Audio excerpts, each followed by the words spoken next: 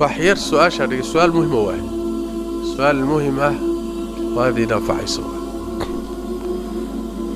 dadka qaar waxa ku dhaca sida wiilku sheegayo waswaas baa ku dhaca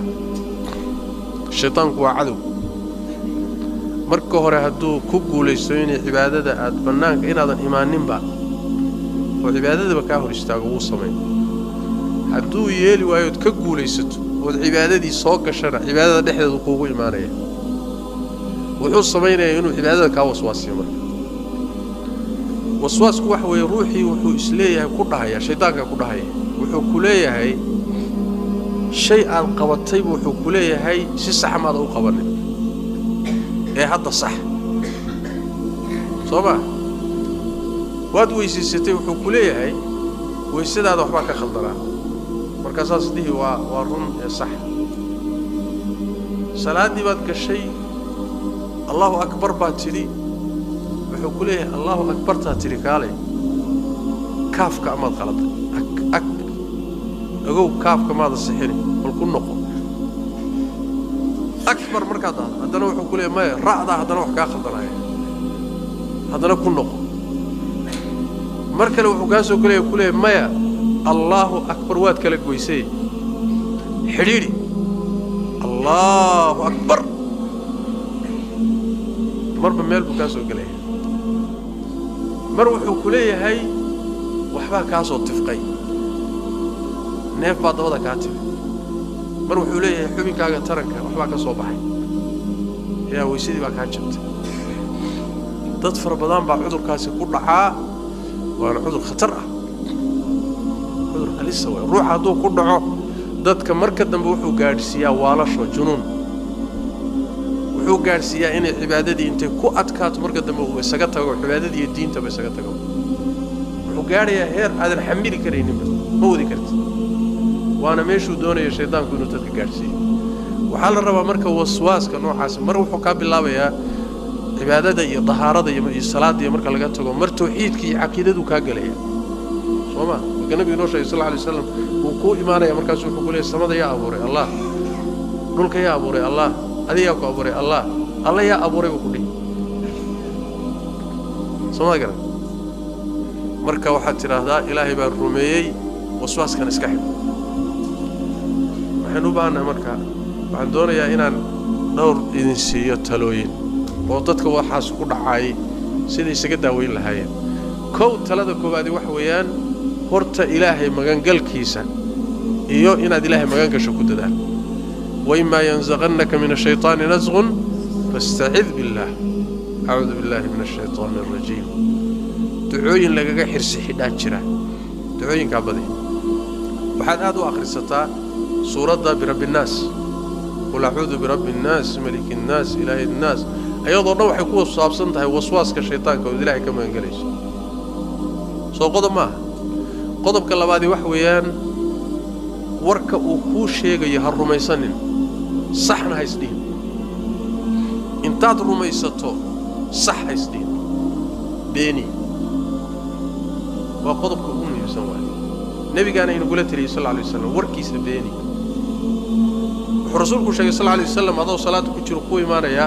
dabadu ka afuufaya markaas uu ku leeyahay neef baa ka soo baxay rasuulku sallallahu alayhi wasallam salaadaha ka bixin warkiisana ha yeelin إلى أما شنقر مقشو أما أردرينتو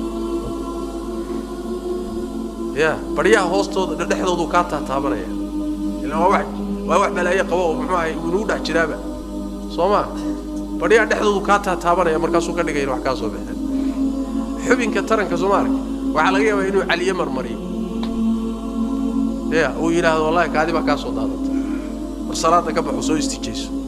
hadana markaa soo ijiisto waa kan wad qoyan tahay wali oo maanta dhan masquul baad ku jirtay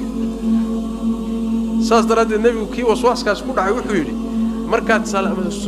marka soo baxdo musqusho soo istijeysato biyaha intaad qaado meeshan oo xubinka ku aadan maartay ku sayd meeshan biyaha maartay ku qo si hadhowt markuu ku yiraahdo war waad isku kaadiday waxba ka soo baxay aad u tiraahdo mehe waa biyaha isku daadiyay warwa beentaay biyahan anigu isku sayray way saad u dhaxo Soomaaliya garan macna waxa laga wadaa ujeedadu tahay haddaad isdhaahdo waa runtii waxaan sax haddaad isdhaahdo meeshaa way meeshuu ku dhex fadhiyo waa saxdii buu haddana kula sii socon haddana wuu kula sii socon haddana wuu ku sii durkin haddana wuu ku sii wadi marka dambe diintu kugu adkaynayaa saas daraaddeed warkiisa rumaysanin soo kuma dhin waxbaa kaa soo baxay yeelka dhe ka soco soo ma rumaynin sixin soo kuma dhin salaadii ma xidhmin allahu akbar taadu ma xidhmin yeena xidhmin weligeed ka soco dadka qaar buu faatixada u dhex fadhiisanaya markaas maanta waxaad arkaysaa iyagoo ku hay alxamdu alxamdu qaar taxiyad ku التحيات halkaasuu kugu dhex fadhiyaa soo maaha marka waxaa la rabaa warkiisa beeni ha rumaysan wax sax haysdhihin ka soco ilaahay ka magangal ka xirsi xidho ma garatay markuu arko inaadan dhegaysanaynin waa gudaynayaa laakiin balaayo waxay kugu dhex fadhidaa markaad istiraahdo waa runtii waxbaa khaldana iska sax markaad tidhaahdo halkaa weeye meesha uu kaasii luminayo qodobkaasi markaa dad fara badanna waayahan waa ku dhac cudurkaas meelo badan buu dadka ka galaa dadka qaar qoysku ka galaa dhalinyaro hadda kor waxaa yimid leh sheekhow hadal kaan ku hadlaba waxaa iga dhaadhacayso inaan xaaskaygu furay subxaanallahi haddaan dhaho waxaan u fahmayaa naagtaydii waan ku furay inaan idhi weligiin miyaad aragteen haddaan alxamdu lilaahi dhaho naagtaydii way waad furantahay inaan idhi baan u haystaa sheekh wax ma iga furmaa may waxaan ku idhi waxba kaa furmaaya xataa haddaad ku wardido waad furantahay waxba kaa furmaaya leanna waxay say culimada qaarkood leeyihiin waa nooc junuunka ka mid waa nooc waalida ka mid ruuxa noocaasoo kalena hadalkiisa lamaba qabtaba marka heer wuxuu ku gaadhsiinayaa aad halis u ah oo ruuxa uu diinta ka saarayo marka dambe marka iska xidh intaad hadda dhowdahay oo fududahay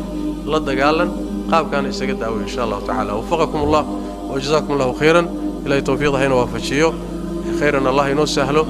ilaahayna tabaaraka wa tacaala adduunya aakhiraba hayna barakeeyo